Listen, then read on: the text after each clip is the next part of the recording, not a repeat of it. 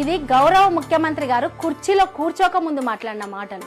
ఇప్పుడు 10 ఎకరాలు మొత్తం కాంక్రీట్ జంగుల్ చేసి ఇప్పుడు నాకు కూతవేడు దూరం ఉంటుంది జవహర్ నగర్, మాకు షామీర్పేట ఇవన్నీ ఆడ 5-6 కోట్లకి ఎకరం ఉంది, ఈడ 100 కోట్లు ఉంది. అసలు గవర్నమెంట్ కి అక్కడ వేలాది ఎకరాల భూమి ఉంది.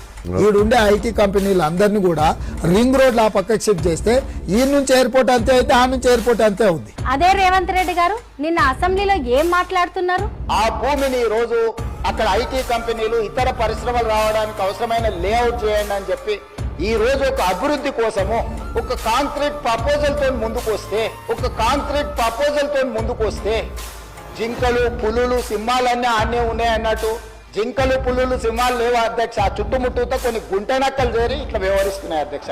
కోకాపేటలో ఉన్న సాఫ్ట్వేర్ కంపెనీలను కాంక్రీట్ జంగల్ అని మాట్లాడిన మీరే ఇక్కడ నుంచి ఆ కాంక్రీట్ జంగల్ ని గ్రామీణ ప్రాంతాలకు పంపాలని చెప్పిన